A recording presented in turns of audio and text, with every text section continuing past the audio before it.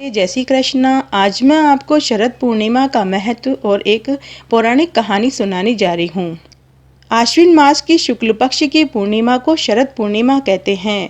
इसे रास पूर्णिमा भी कहते हैं। ज्योतिष्य के अनुसार संपूर्ण वर्ष में आश्विन मास की पूर्णिमा का चंद्रमा ही षोडश कलाओं का होता है। कहते हैं कि इस दिन चंद्रमा अमृत की वर्षा करता है। शरद पूर्णिमा के दिन शाम को खीर बनानी चाहिए और भगवान को भोग लगाना चाहिए। खीर बनाने के बाद उसे छत पर छलनी से ढककर रख देना चाहिए। कहते हैं कि पूरी रात्रि अमृत की वर्षा होने से खीर अमृत तुला हो जाती है। शरद पूर्णिमा की रात्रि को सुई में धागा पिरोने की परंपरा है। कहते हैं कि अगर शरद पूर्णिमा की रात्रि को छत पर बैठकर सुई में 101 बार धागा पिरोया जाए तो आंखों की रोशनी तेज हो जाती है। दूसरे दिन इस प्रसाद का वितरण करना चाहिए। भगवान का आशीर्वाद के रूप में इस प्रसाद को खाना चाहिए। शरद पूर्णिमा के दिन आराध्य देव को सुंदर वस्त्राभूषण से सुशोभित करना चाहिए। गंध, अक्षत, पुष्प, धूप, दीप, नैवेद्य, तांबूल, सुपारी, दक्षिणा से पूजा करनी चाहिए। पूर्णिमा का व्रत करके कहानी सुनी चाहिए। कहानी सुनते समय एक लोटे में जल और गिलास में गेहूं रखने चाहिए। 13 दाने गेहूं के हाथ में लेकर कहानी सुननी चाहिए। कहानी इस प्रकार है। एक साहूकार के 2 पुत्रियां थीं।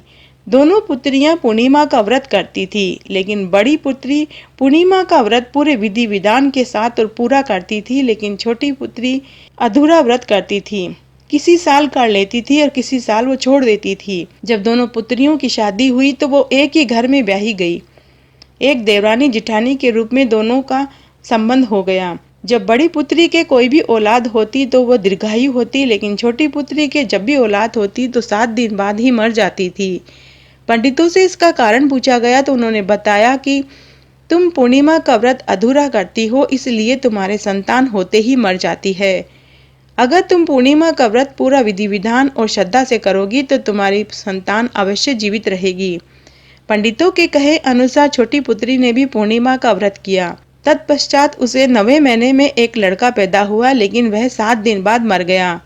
तब छोटी बहन ने मरे बूढ़े पुत्र को एक पलंग पर लेटा दिया और अपनी बड़ी बहन को बुलाने चली गई। उस दिन शरद पूर्णिमा का दिन था और बड़ी बहन ने पूर्णिमा का व्रत रखा था। सिर नहाकर वो बाल सुखा रही थी। जब छोटी बहन उसे बुलाने गई तो बड़ी बहन उसके साथ वापस उसके छोटी बहन के घर आई और उसी पलंग पर बैठ गई जिस पलंग पर मृत पुत्र लेटा हुआ था। उसके बालों का पानी जब मृत पुत्र के ऊपर गिरा तो वह जीवित हो उठा और रोने लगा।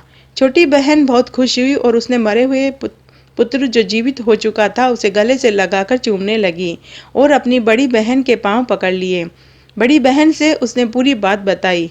जब बड़ी बहन को पता चला कि मरा हुआ पुत्र जीवित हो गया है तो उसे भी बहुत खुशी हुई। पूरे गांव में ढिंडोरा पिटवा दिया गया कि शरद पूर्णिमा का व्रत हमेशा पूरा विधि विधान के साथ करें, इसे बीच में न छोड़ें। 13 साल पूर्णिमा का व्रत करने के बाद इसे छोड़ना चाहिए और उसका पूरा उद्यापन करना चाहिए।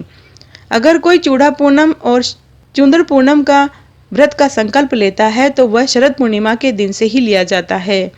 चुंदर पूनम और चूड़ा पूनम का संकल्प लेने का तरीका इस प्रकार है कि इस दिन से इस व्रत को किया जाए, संकल्प लिया जाए और 13 साल तक लगातार व्रत करने के बाद 13 चुंदड़ी की साड़ी या फिर 13 सुहाग के चूड़े लिए जाते हैं और इन्हें सुहागिन स्त्रियों को दिया जाता है। लेकिन पहली चुंदड़ी की साड़ी अपनी सास को देना चाहिए, जिस पर दक्षिणा के रुपए और सुहाग की पिटारी जरूर रखें। अगर सास सुहागन नहीं है तो आप ये जिठानी और ननद को भी दे सकते हैं। इसे आप 2 तरीके से कर सकते हैं। अगर आपने शरद पूर्णिमा के दिन से चुंदड़ पूनम या चूड़े पूनम का संकल्प लिया है तो आप हर साल 1 चूड़ा और 1 चुंदड़ी की साड़ी एक सुहागन स्त्री को दे दें, फिर दूसरे साल भी दूसरी सुहागन स्त्री को। इस तरह से 13 साल तक लगातार दिया जाता है। तो आप दोनों तरह से कर सकते हैं।